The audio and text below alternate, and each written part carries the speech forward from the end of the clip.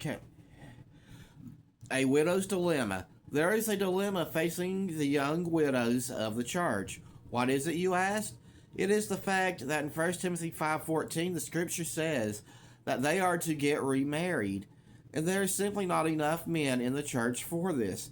This is especially true according to Deuteronomy 25:5-6, which states that if a woman's husband dies without a male heir, she must marry his brother to raise up their firstborn son to be the heir of the dead husband.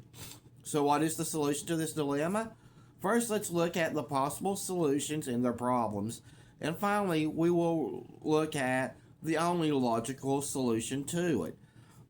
The first possible solution is that they should remain unmarried.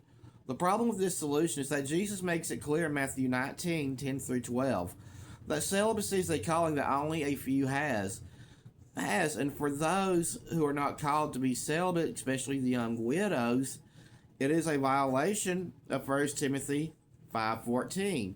And for those young widows not called to be celibate, and the church refusing a solution to this direct violation of 1 Timothy 4:1-3, which states that the forbidding of marriage is a doctrine of devils.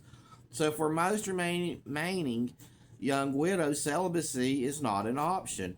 The next problem is that since there are not enough Christian men, so they may have to marry unbelievers, which is a violation of 2 Corinthians 6:14, Deuteronomy 7:3-4, Exodus 34:16, Joshua 23:12-13, Ezra 9:12-14, and not to mention that in 1 Kings 11:8, Scripture makes it clear that marrying unbelievers is what led Solomon's heart astray. So the answer to them marrying unbelievers is an emphatic no. The next option that we get is that they will get with other women. The problem with this is that biblically women can only marry men, and most young widows are told to get remarried, and they can only marry men.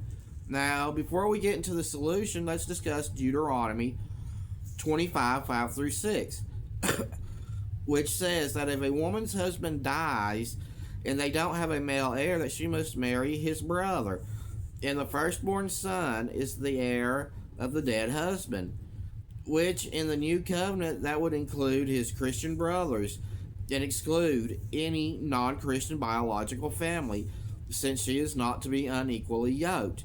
So what is the solution to the dilemma of not enough Christian men? It is simply joining an already married family, which is actually commanded in the Levirate marriage. If you notice, the scripture does not say that unless he is already married. No, it is a command for them to marry regardless of his marital status. And seeing that 1 Timothy 5:14 is based on the Levirate marriage, it would also apply here.